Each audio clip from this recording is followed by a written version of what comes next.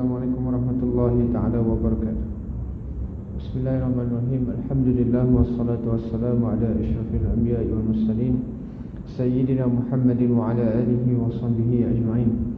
Subhanaka la ilma lana illa ma 'allamtana innaka antal alimul hakim. Wa la hawla wa la quwwata illa billahil 'aliyyil 'azim. Rabbi shrah li sadri wa yassir li amri wahlul 'uqdatam min lisani yafqahu qawli, amma ba'd. Alhamdulillah, sebelum tu minta maaf terlewat. Sambung bacaan hadis yang keempat.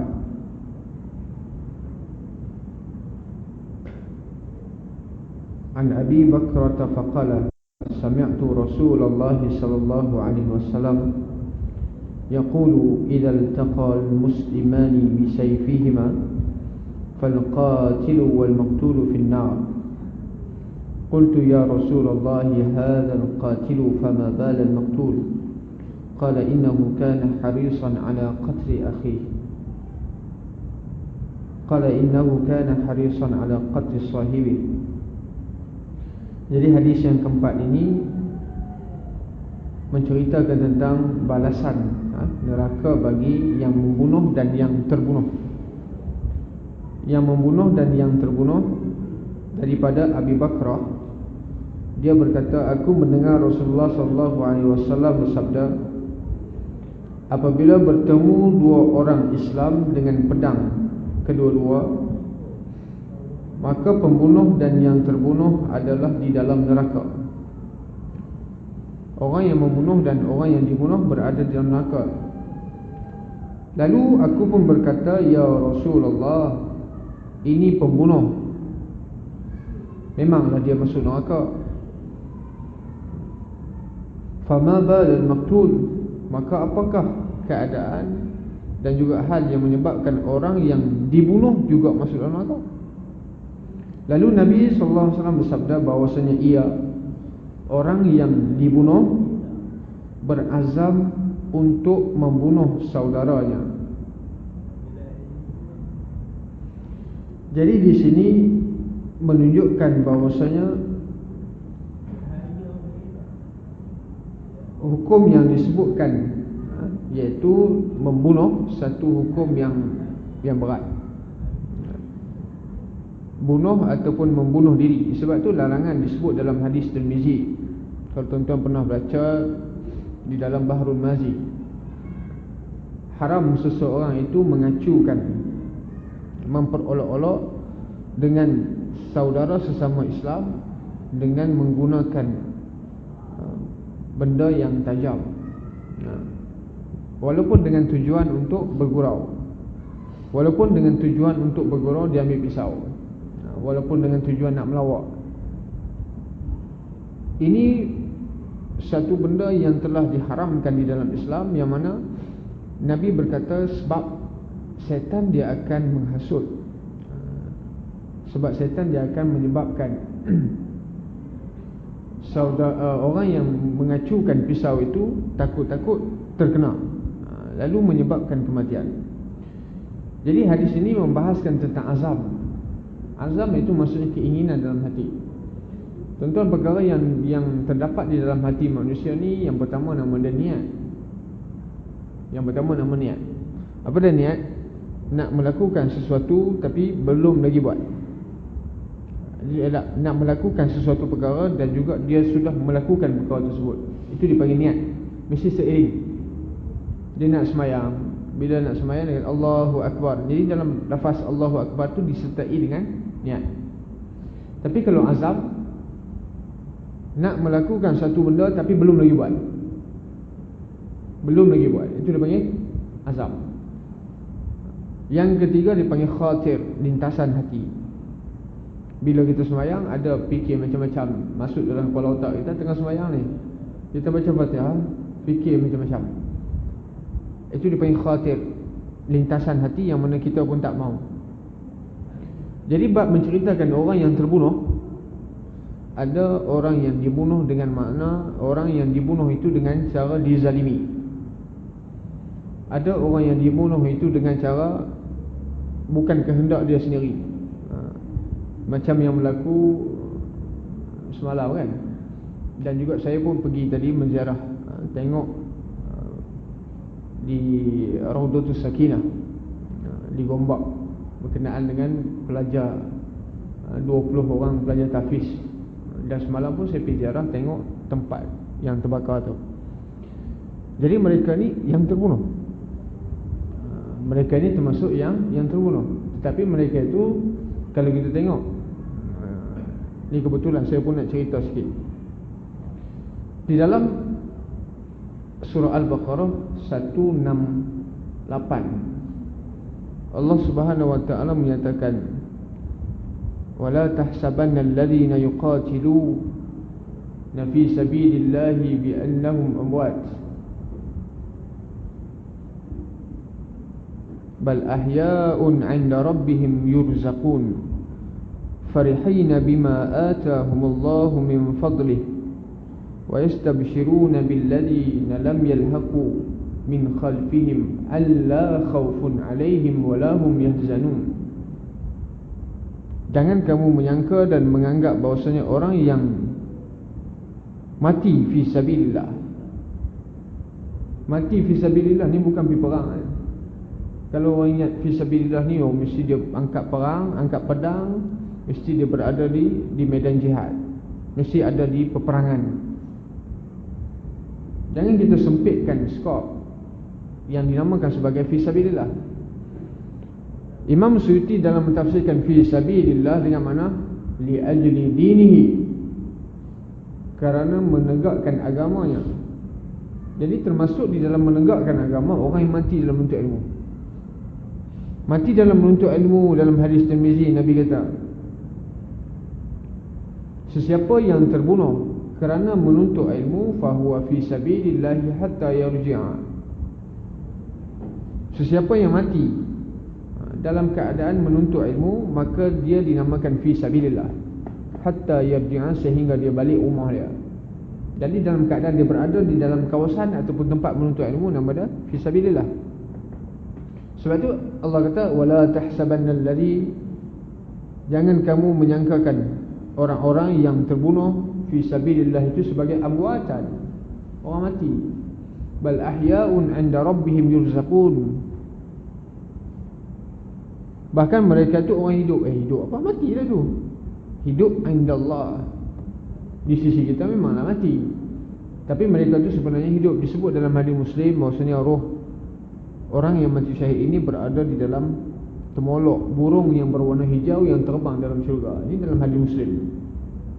Jadi ini menunjukkan mereka itu mendapat nikmat daripada Allah Subhanahu wa taala. Farihina bima atahumullahu min fadlihi, hal keadaan mereka itu gembira dengan nikmat yang Allah Subhanahu wa taala beri kepada mereka. Kenapa? Mereka itu nama fi sabilillah. Jadi sebab itu menuntut ilmu ini satu fadilat dia besar. Sehingga tuan-tuan kalau duduk dalam majlis ilmu, malaikat akan menghamparkan sayap, meminta ampun dan juga berdoa orang yang berada di dalam majlis ilmu. Hadis yang seterusnya daripada Abi Hurairah radhiyallahu taala anhu qala Rasulullah sallallahu alaihi wasallam, man yaqum lailatal qadri imanan wa ihtisaban ghufira lahu ma taqaddama min dhanbihi. Daripada Abi Hurairah kata Nabi SAW, barang siapa yang mendirikan malam Lailatul Qadar dalam bulan Ramadan, hal keadaan dia itu beriman. Hal keadaan dia itu beriman, iaitu maksudnya apa? Dia mengerjakan qiyamul lail. Jadi yang dimaksudkan dengan man qama Ramadan, yang mendirikan, yang menghidupkan, itu maksudnya menghidupkan malam Ramadan dengan tarawih, menghidupkan malam Ramadan dengan membaca Al-Quran, menghidupkan malam Ramadan dengan sunat lain-lain, dengan tadarus, dengan berzikir, dengan apa, itu nama dia apa? Qiyam Ramadan. Bukan hanya masuk kata Qiyam Ramadan itu ialah tarawih semata-mata, bukan. Dia umum.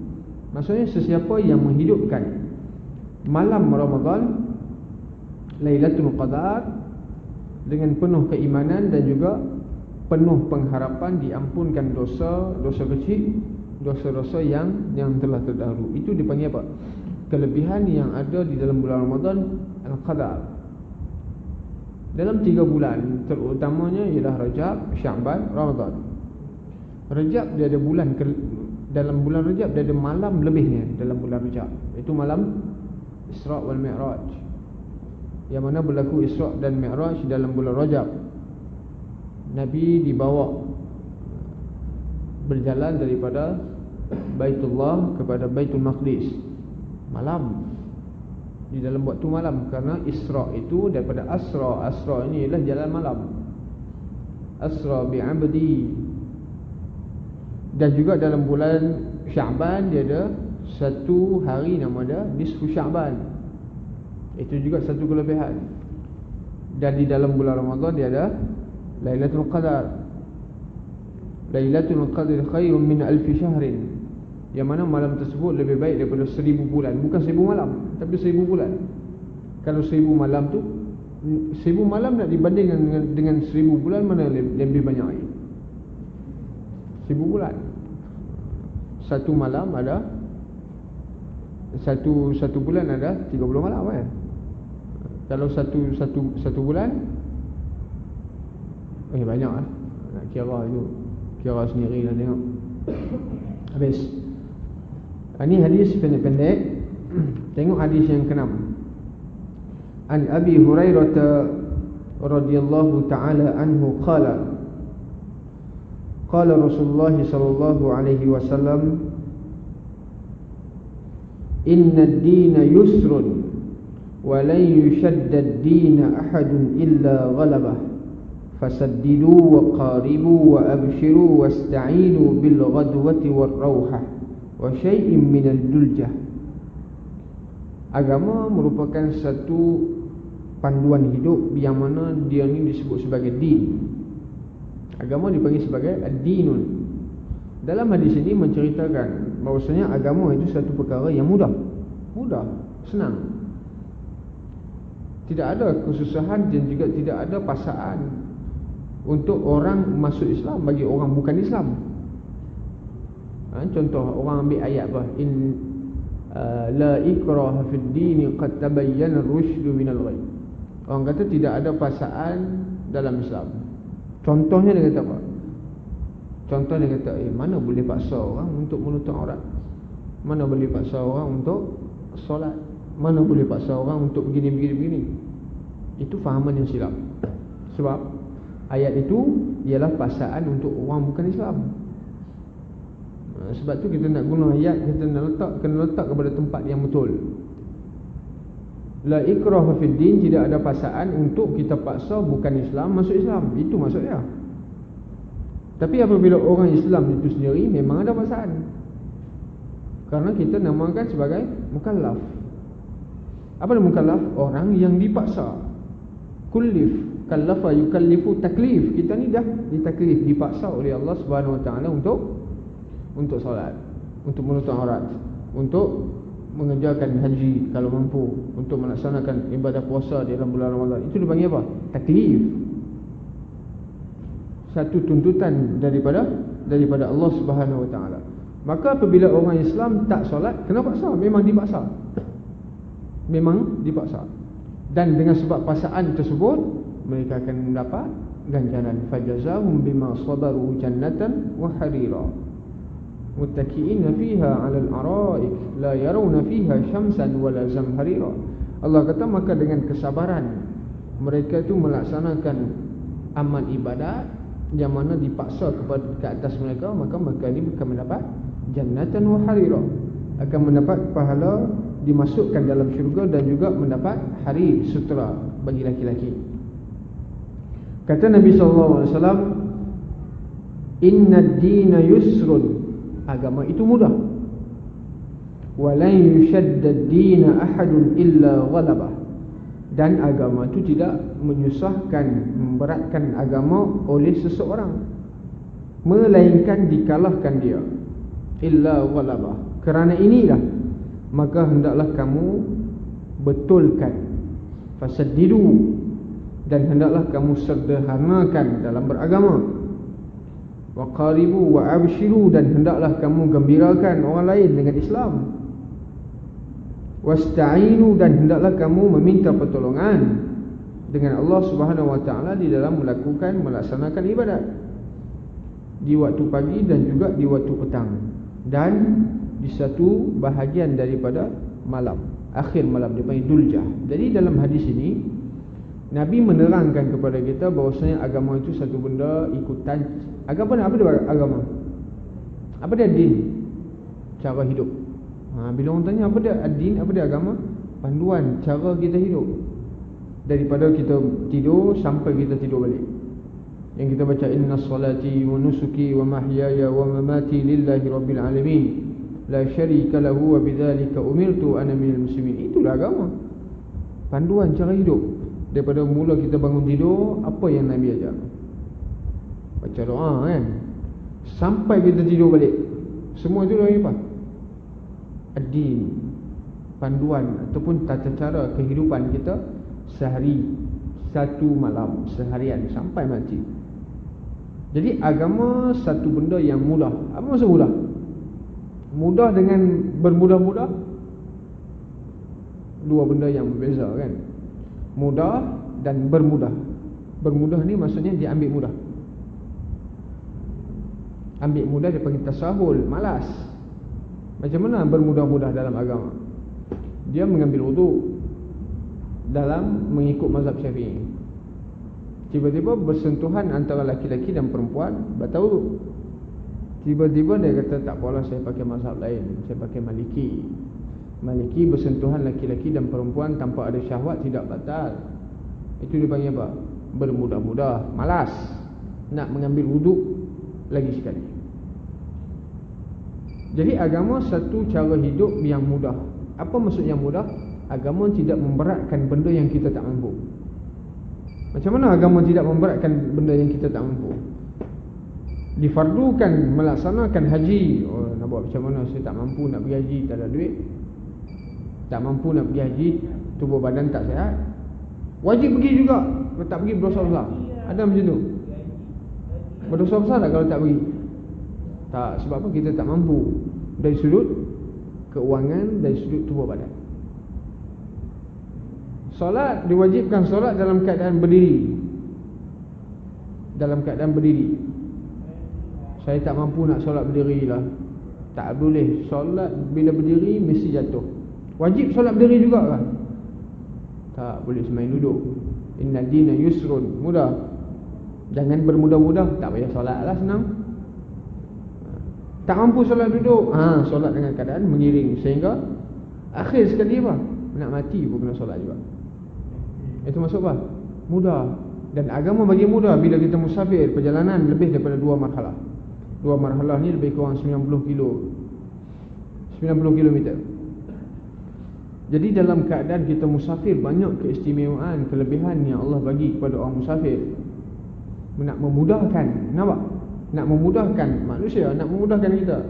Antaranya bila kita musafir, apa benda yang kita boleh buat? Apa benda kemudahan yang syarak bagi? Kita boleh solat jamak dan qasar. Mudah, nak memudahkan kita. Sebab tu Islam itu mudah. Jamak dan qasar, perjalanan kita menempuh perjalanan jauh. Kita boleh solat zuhur 2 rakaat. Kita boleh solat asar 2 rakaat. Boleh solat isyak 2 rakaat. Itu dipanggil qasar. Dan juga boleh dijamakkan. Zuhur dengan asar buat sekali, isyak dengan maghrib buat sekali. Itu dipanggil apa? Nak bagi mudah. Dan juga dalam musafir juga ada Allah bagi kemudahan lain. Apa dia? Boleh untuk kita tidak berpuasa walaupun dalam bulan Ramadan. Wa in kuntum maridan aw ala safarin fa iddatun min ayyamin ukhra. Apabila kamu dalam keadaan sakit ataupun bermusafir, maka kamu boleh untuk tidak berpuasa walaupun dalam bulan Ramadan. Fa iddatun min ayyamin ukhra, tapi kamu kena qada, ganti pada hari yang lain dalam keadaan kamu tak musafir dan juga kamu tak sakit. Mudah. Mudah. Dan juga dalam keadaan musafir kita boleh menyapu khuf 3 hari 3 malam bagi orang yang musafir. Apa dia khuf? Mungkin tempat kita jarang buat. Khuf itu kita pakai kasut yang diperbuat daripada kulit yang tak boleh masuk air. Kita ambil wuduk lengkap sempurna pakai khuf. Kemudian apabila wuduk batal, tak payah nak ambil wuduk, tak payah tanggalkan kasut, tak payah basuh kaki, cuma sapu di atas. Itu dia panggil apa? Mudah ke susah? Mudah. Tak mau bagi kita ni berat, tak mau menyusahkan kita. Sebab tu agama tu satu benda yang mudah. Tidak ada ekstremis dalam agama, tidak ada melampau dalam beragama. Kerana Yahudi, Allah melaknat Yahudi kerana mereka ini melampau dalam beragama. Mereka pegang dengan satu-satu agama, iaitu yang dibawa oleh Nabi Musa. Kemudian mereka terlalu ghulu, melampau batas, ekstremis. Yang mana kelebihan yang Allah berikan kepada Bani Israel. Bani Israel ni Allah sebut dalam Quran, terutama dalam surah Al-Baqarah. Banyak cerita tentang Bani Israel. Yang mana Bani Israel ni Allah sebut, Allah ungkit nikmat yang Allah bagi kepada mereka. Jangan sampai Allah mengungkit nikmat yang Allah bagi kepada kita. Allah memudahkan kita. Bani Israel, Allah kata, ya Bani Israel adhkuru ni'mati allati an'amtu alaikum wa aufu bi'ahdi ufi bi'ahdikum wa iyaya farhabun. Yang pertama. Yang kedua Allah sebut lagi, Allah ulang, ya Bani Israel adhkuru ni'mati allati an'amtu alaikum wa anni faddaltukum 'alal 'alamin. Ulang dua kali. Maksudnya apa? Allah kata apa? Wahai Bani Israel, ingat nikmat yang aku berikan kepada kamu.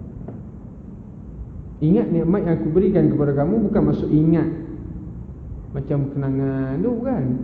Jangan kata ingat tu dia letak tangan atas dahi, baru ingat. Banyak lah nikmat rezeki Allah bagi kepada aku, kan. Ingat dengan maksud mensyukuri nikmat dan juga melakukan ketaatan. Allah kata, wa aufu bi'ahdi, ingatlah janji yang kamu memeterai janji tersebut dengan aku, dan aku akan tunaikan janji kamu. Itu dengan memasukkan syurga. Dan dalam ayat lain Allah mengatakan, wa anni faddaltukum 'alal 'alamin, aku lebihkan kamu wahai Bani Israel. Bani Israel ni disebut dalam Quran. Melayu dah disebut dalam Quran, bangsa Melayu. Mana ada sebut dalam Quran bangsa Melayu? Kelebihan Bani Israel Allah sebut, wa dhallalna 'alaikumul ghamam wa anzalna 'alaikumul manna wassalwa. Allah sayang kepada Bani Israel.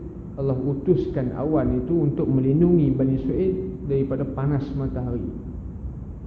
Takut kulit ni terbakar panas, jaga, Allah lindungkan dengan awan. Wa anzalna 'alaikumul manna wassalwa, kemudian diberi makanan istimewa pula, yang disebut sebagai al-manna, satu jenis daripada madu. Dan juga diberi kelebihan dengan makanan lebih. Yang kedua iaitu salwa. Itu sejenis burung puyuh, seperti burung puyuh, makanan. Tapi mereka tak mensyukuri nikmat. Lan nasbira ala ta'amin wahid, kami tak boleh sabarlah makan nasi, makan benda ni yang jemu lah, kami nak makan benda lain pula. Itu sikap Bani Israel. Sebab tu Allah ungkit dalam Al-Quran nikmat-nikmat dan juga rezeki yang Allah bagi kepada Bani Israel, ungkit balik. Maksudnya Allah marah kepada Bani Israel. Sebab itu kalau nak beragama mesti menjadikan agama itu sebagai panduan hidup, pedoman hidup. Bukan menjadikan agama itu dan membuat agama itu orang menganggap ianya sebagai satu benda yang buruk. Ada orang menjadikan agama ni kerana tujuan keduniaan. Ada juga. Itu disebut sebagai apa? Menjual akhirat dengan dunia. Ini banyak berlaku. Dalam hadis ini Nabi menceritakan agama satu perkara yang simple untuk kita ikut. Tapi ada orang yang nak bagi nampak Islam itu buruk, iaitu dengan beranggapan bahawa Islam, nak sebarkan Islam itu melalui peperangan. Yang disebut teroris ini satu istilah yang dicipta oleh orang barat. Teroris dipanggil irhab. Satu istilah yang diciptakan oleh orang barat untuk memburukkan Islam. Sebenarnya agama bukan hanya dengan kita pergi perang. Perang dengan orang kafir, masuk Islam, tak masuk aku bunuh, bukan. La ikraha fid din, itu baru betul letak tempat dia. Sebab tu Nabi mengatakan, hendaklah kamu betulkan fahaman. Kalau agama ni satu benda yang berat, Cuba kita tengok doa yang kita baca. Rabbana la tahmil alaina isran kama hamaltahu ala alladhina min qablina. Rabbana wa la tuhammilna ma la taqata lana bih. Apa dia maksudnya? Wahai Tuhan kami, jangan beratkan kami dengan benda yang kami tak mampu, sebagaimana Engkau beratkan kepada umat dulu. Umat dulu, terutamanya Israel, mereka ni diberatkan oleh Allah Subhanahu Wa Taala, terutamanya solat. Solat tak sama macam kita. Kita sehari semalam 5 waktu, ringan. Umat Nabi Musa yang mana solat tu kena solat 50 waktu, satu hari satu malam. 50 waktu, nak buat apa 50 waktu? Nak makan pun sempat, nak makan nasi pun tak sempat. 50 waktu sehari semalam. Sebab tu Nabi Musa bertemu dengan Nabi kita bertemu dengan Nabi Musa AS dalam peristiwa Mi'raj. Kemudian disuruh minta kurang sampai tinggal 5. Itu juga dipanggil sebagai satu rahmat. Mudah. Dan juga Nabi kata wa qaribu wa abshiru, dan gembirakan orang yang menjadikan agama itu sebagai cara hidup. Dan hendaklah kamu meminta pertolongan. Ini satu benda yang penting. Meminta pertolongan maksudnya apa? Kita nak melakukan, nak solat, nak puasa, nak pergi haji, nak bayar zakat, perlu ada pertolongan daripada Allah Subhanahu Wa Taala. Kalau tak ada pertolongan daripada Allah, kita tak mampu. Ya ayyuhalladzina amanu ista'inu bis-sabri was-salah wa innaha lakabiratun illa 'alal khashi'in. Wahai orang beriman, minta tolong dengan kesabaran. Wa tawasaw bil haqqi wa tawasaw bis sabr. Macam mana minta tolong dengan kesabaran? Supaya Allah bagi kesabaran, dan juga minta tolong nak sembahyang. Nak sembahyang ni satu benda yang mudah, susah. Sebab tu Nabi Ibrahim pernah berdoa, Rabbi ja'alni muqimas salat wa min zurriyati Rabbana wa taqabbal doa. Jadikan aku dan zuriat keturunan aku orang yang mendirikan solat. Kenapa? Kerana solat ni satu perkara yang berat. Wa innaha lakabiratun, satu benda yang berat, illa 'alal khashi'in, kecuali untuk orang yang khusyuk. Nak takbir tu ringan je sebenarnya. Nak sebut Allahu Akbar, nak buat 5 minit tu senang. Tapi nak boleh buat tu satu benda yang susah. Sebab tu kita kena minta tolong kepada Allah untuk bagi kemudahan, untuk bagi keringanan untuk melakukan ibadat. Sebab apabila tidak ada taufik, itu dipanggil taufik ya? Sebab kalau tidak ada taufik, pertolongan daripada Allah, kita tak mampu nak sembahyang. Walaupun sihat tubuh badan, nak sembahyang tak boleh. Walaupun sihat tubuh badan, nak puasa pun tak boleh juga. Sebab Allah tak bantu. Sebab Allah tak bagi taufik kepada kita. Orang tua yang berdiri pun tak larat, tapi boleh datang jemaah 5 waktu sehari semalam. Nak berdiri pun tak larat ni. Orang muda, sihat tubuh badan, tak mampu datang surau. Sebab apa? Tak ada pertolongan, tak ada taufik daripada Allah.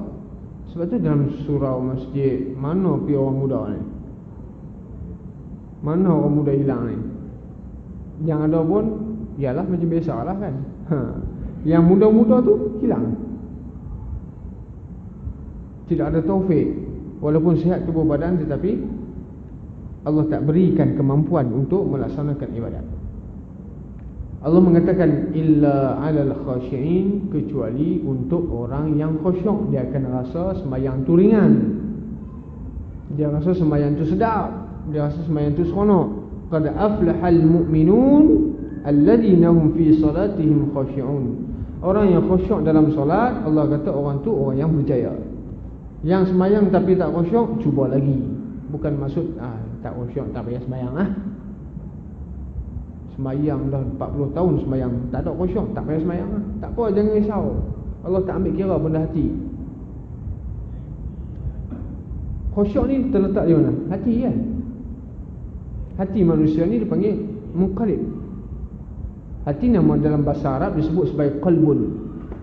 Qalbun ini maksudnya munqalib, berubah-ubah. Berubah-ubah kan. Hari ni macam ni, esok macam lain pula. Laki tak apalah kalau perempuan. Perempuan lagi teruk. Laki dan perempuan, hati berbolak-balik ni paling cepat sekali perempuan kan. Hari ni keputusan begini, lagi dalam 5 saat macam lain pula. Dia boleh cancel terus. Tapi itulah sifat hati, dia panggil apa? Munqalib. Kalaulah khusyuk itu satu benda yang ditekankan, dituntut dan juga menjadi satu kefarduan, wajib khusyuk dalam solat. Kalau tak khusyuk dalam solat, tak sah solat. Saya pun tak sah, tuan pun tak sah. Khusyuk dalam solat ni satu benda wajib ke? Rukun ke? Rukun solat ke? Bukan rukun. Sebab apa Allah tak menjadikan benda hati sebagai rukun, kewajipan? Sebab Allah tahu manusia ni hati dia tak sama. Takbir Allahu Akbar dalam baca Fatihah tu, Alhamdulillahi Rabbil Alamin. Cuba pejam mata nak hasilkan khusyuk, nak bagi khusyuk. Lepas tu Maliki Yaumiddin, iyyaka banyak benda lain lah. Barang hilang dia jumpa dalam sembahyang ni. Duit mana, duit beg duit aku ni, cari tak jumpa ni. Iyyaka na'budu wa iyyaka nasta'in, bawa bantal. Teringat dalam sembahyang. Tapi benda tersebut Allah tak kata berdosa besar dan juga kamu sembahyang tak sah. Tak. Sebab itu sifat hati, dia panggil. Allah tak mengambil satu, Allah tak tekan bab-bab hati. Sebab apa? Sebab hati manusia ni berbolak-balik, tak sama. Sebab tu sunat kita menghadirkan hati untuk mendapat satu perkara yang disebut sebagai khusyuk. Tapi orang lain kadang-kadang yang mengganggu kita juga. Kalau lelaki contoh, bila semayang tu jangan pakai baju black-black. Tok imam pakai baju gambar tengkorak di belakang, ada tulis macam-macam. Jadi makmum belakang semua tengok. Saya kadang orang pakai baju tulisan tu duduk depan saya jadi nak baca, apa benda yang tulis di baju dia tu. Dia terjadi nak baca kan. Baca satu-satu sampai habis. Imam rukuk, kita berukuk. Allah, tak baca Fatihah pun. Lupa baca Fatihah. Sebab apa? Duk baca benda yang menghalang kita, yang mengganggu dalam solat. Jadi pakai pakaian macam tu makruh. Dan mengganggu orang dalam solat haram. Sebab boleh mengganggu sehingga orang tu lupa baca Fatihah. Apa yang tulis di belakang baju dia semua kita baca, daripada atas sampai bawah. Kalau seluar dia pun tulis, kita baca juga seluar tulis. Sebab tu dalam solat nak menghadirkan khusyuk, kita tengok tempat sujud, boleh tak? Tengok tempat sujud, sejadah pun macam-macam juga tulis. Benda yang menghalang juga. Sebab tu dalam mazhab Syafi'i, sunat kita melihat tempat sujud daripada kita memejamkan mata. Kerana pejamkan mata tu, Imam Ghazali kata kalau nak hadirkan khusyuk, pejam mata tu Allah lebih afdal. Tapi jumhur dalam mazhab Syafi'i mengatakan sunat melihat kepada tempat sujud. Sebab apa sunat melihat kepada tempat sujud? Supaya kita ni boleh mendatangkan khusyuk. Sahabat dulu bila sembahyang tengok atas, tengok bawah, tengok macam ni. Iltifat, dia panggil berpaling dalam solat. Bukan berpaling dada tak. Berpaling dada batal solat. Ni, tengok atas, tengok bawah, tengok kiri, tengok kanan. Lalu Nabi mengatakan apa? Solat tak boleh buat macam tu. Tidak ada iltifat, berpaling macam ni. Kerana itu boleh menghalang daripada kita nak mendapat khusyuk. Perkara hati, Allah Subhanahu Wa Taala tak mengambil berat dalam perkara hati. Tak mengambil berat macam mana? Tak tuntut kamu khusyuk dalam sembahyang, kalau tidak batal. Kalau wajib khusyuk, saya pun sembahyang tak sah juga. Saya pun manusia biasa juga kan. Jadi boleh jadi khusyuk dalam solat ni walaupun dapat sikit pun tak apa. Bila baca Fatihah, baru iyyaka na'budu wa iyyaka nasta'in, hilang terus sampai salam. Tak ada. Tak apalah, dapat sikit. Ataupun boleh jadi dapat kekhusyukan itu dalam sujud. Yang bila kita sujud subhana rabbil a'la wa bihamdi, dapat situ. Dia orang tak sama tempat dia. Ada yang dapat ketika takbir, ada yang dapat ketika baca Fatihah, ada yang dapat khusyuk ketika rukuk, ada yang i'tidal, ada yang sujud, ada yang tahiyat. Dan orang yang boleh dapat daripada takbiratul ihram Allahu Akbar sampai assalamualaikum, itu dahsyat. Itu maqam para anbiya, maqam orang soleh, begitulah. Kita walaupun tak dapat semua daripada awal kita takbir sampai salam, dapat sikit tak apa. Perkara hati Allah tak ambil berat. Nabi SAW berkahwin, Nabi tidak pernah menduakan Khadijah sehingga Khadijah meninggal. Selepas Khadijah meninggal baru Nabi kahwin. Dalam hayat Khadijah masih hidup, Nabi tak kahwin dengan orang lain. Sayang pada Khadijah. Dalam Nabi berkahwin lebih kurang 9 orang isteri Nabi. Jadi dalam 9 itu Nabi bagi hubungan pembahagian sama rata tak? Adil. Pembahagian adil sama rata. Tapi dalam bak hati ni, bak hati nak adil susah sikit. Mesti ada sayang mana-mana lah.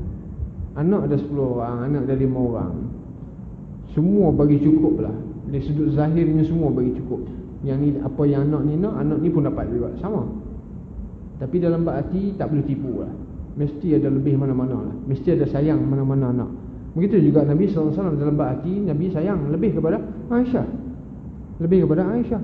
Adakah itu dianggap sebagai satu kesalahan? Tak, itu bak hati. Sebab tu kalau kita tidak khusyuk dalam bab hati, tak khusyuk pun sembahyang kita sah. Bukan tak khusyuk sembahyang batal tu tak. Itu dipanggil wasta'inu bil ghadwati war rauhah. Minta tolong di waktu pagi dan petang. Minta tolong dengan siapa? Minta tolong dengan Allah. Allahumma a'inni ala dzikrika wa syukrika wa husni ibadatik. Yang mana Nabi ajar kepada sahabat. Muaz, lepas daripada solat kamu baca doa ni. Allahumma a'inni ala dzikrika, bantulah saya untuk saya berzikir, mengingatimu. Allahumma a'inni ala dzikrika wa syukrika, dan bantulah saya untuk saya mensyukuri nikmat. Wa husni ibadatik, dan untuk saya memperbaiki, memperelokkan amal ibadat. Itu dipanggil sebagai minta tolong dengan Allah dalam semua perkara. Minta tolong kepada Allah Subhanahu Wa Taala di dalam melakukan perkara yang berbentuk baik. Wa abshiru, gembirakan. Gembirakan apa? Nabi SAW dinamakan sebagai mubashir. Mubashiran wa nadhira. Dua. Apa maksud mubashir? Pemberi berita baik. Apabila kamu melakukan begini, balasan kamu begini. Apabila kamu melakukan begini, balasan kamu begini. Itu bagi apa? Bashir. Orang yang memberi khabar berita yang baik. Sebab manusia ni tak tahu apa benda yang tersembunyi, benda yang tidak dapat dilihat, benda yang tidak dapat disentuh dan dirasa di bau. Manusia tak akan tahu. Dipanggil sebagai benda gaib. Jadi orang yang menyampaikan berita benda-benda gaib ni Nabi. Kerana Nabi mendapat wahyu.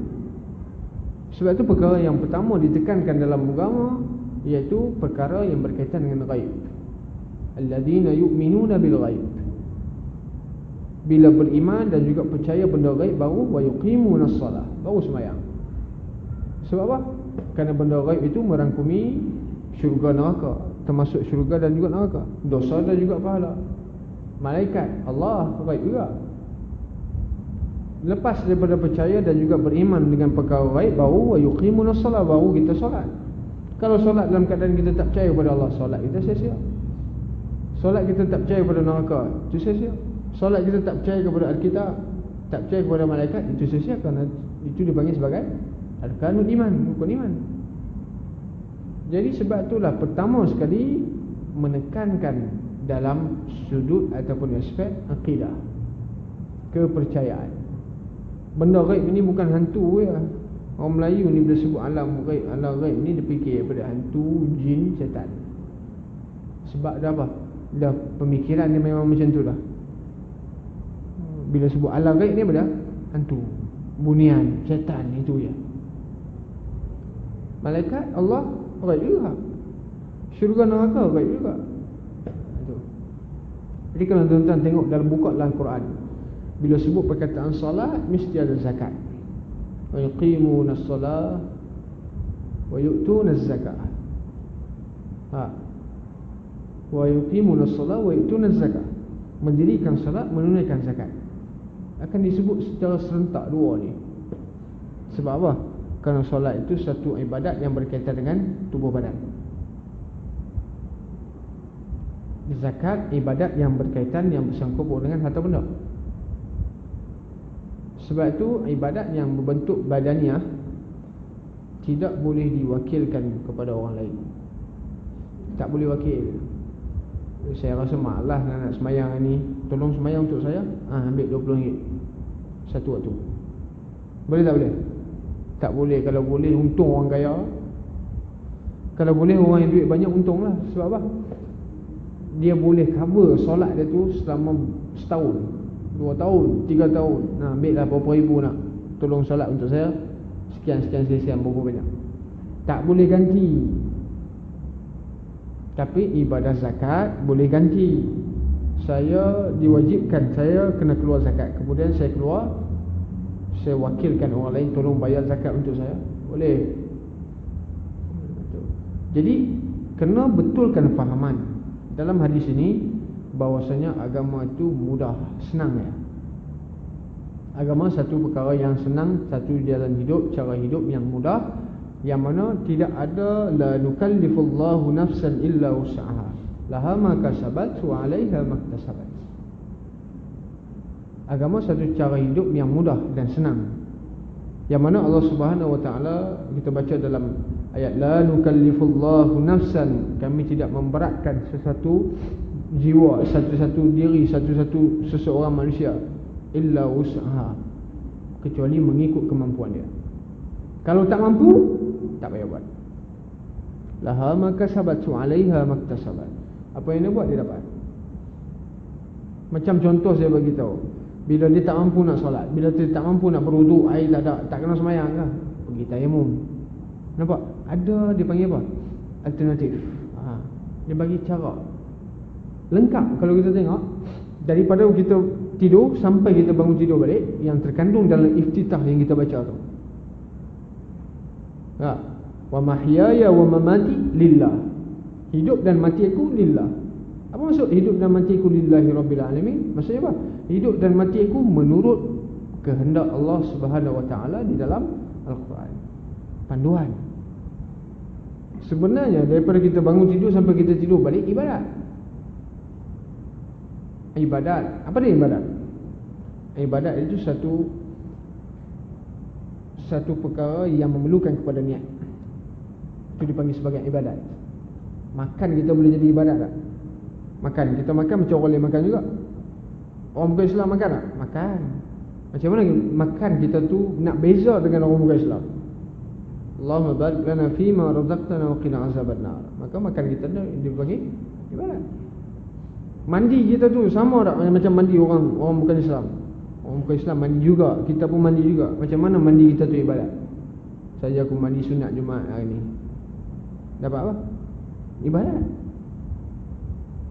Orang basuh muka, kita basuh muka, kita berwuduk, basuh muka, ambil wuduk, dipanggil apa? Ibadat.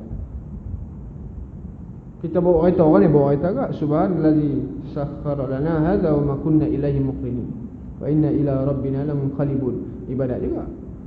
Jadi sebenarnya konsep ibadat ni luas.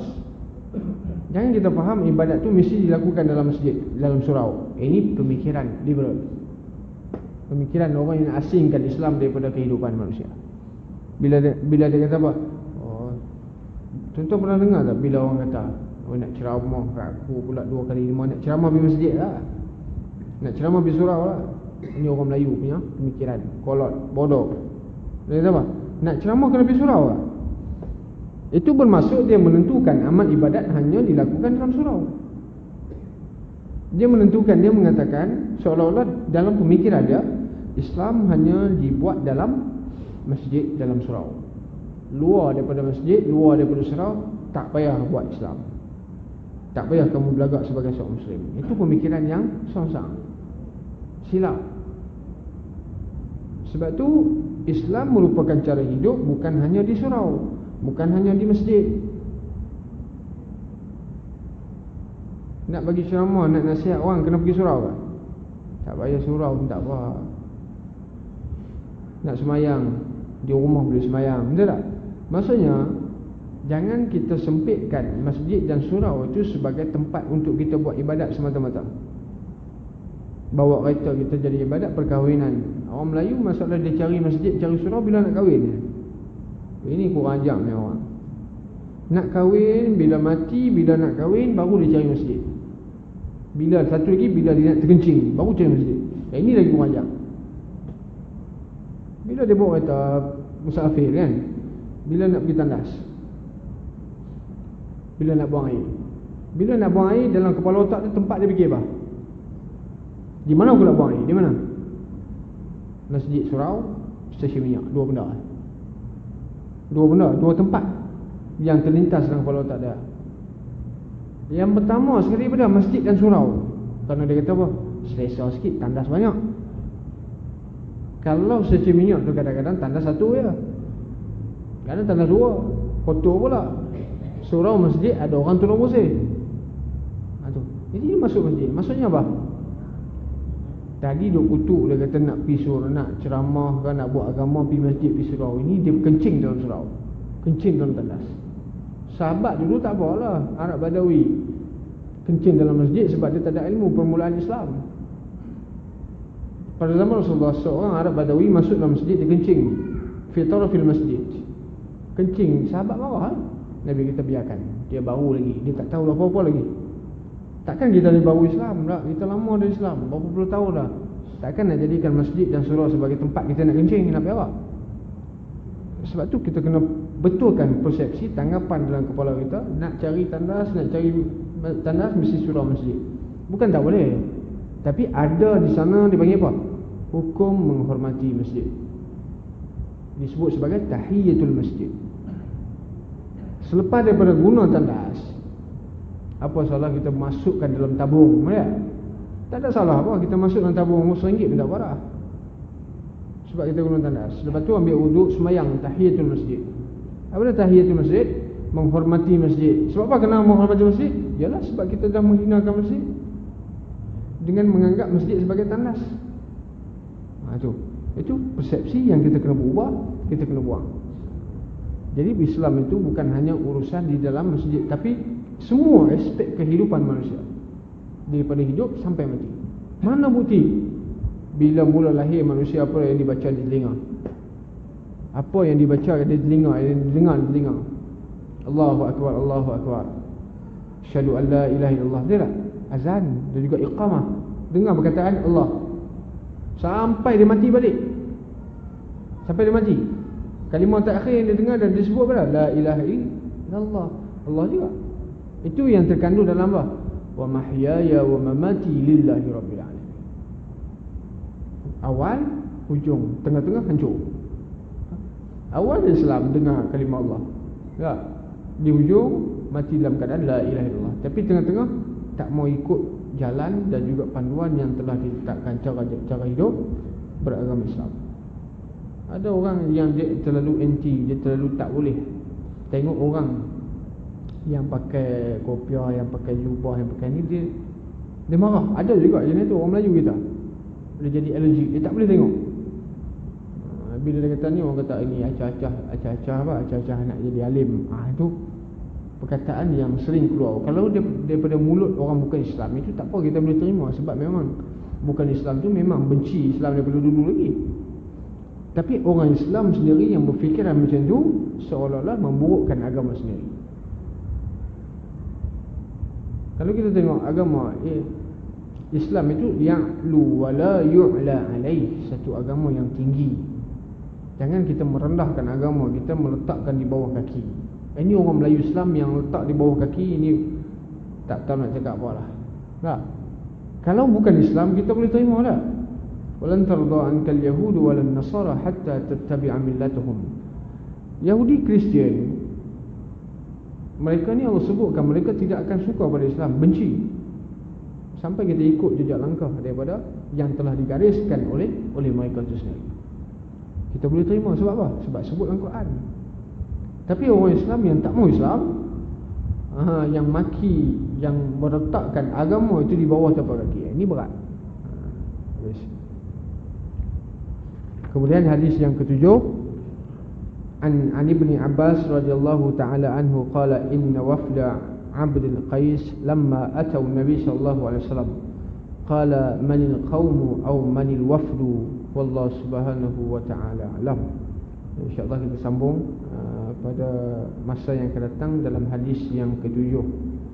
Rasulullah sallallahu alaihi wasallam dikunjungi oleh rombongan Rabi'ah. Bismillahirrahmanirrahim. Alhamdulillahirabbil alamin. Allahumma atina rahmatan min 'indika wa 'allimna min ladunka 'ilma. Allahumma inna na'udzubika min 'ilmin la yanfa' wa qalbin la yakhsha' wa nafsin la tashba' wa min du'ain la yustajabu lahu. Rabbana atina fid dunya hasanah wa fil akhirati hasanah wa qina 'adzabannar. Wa sallallahu wasallam alaihi walhamdulillahi rabbil alamin.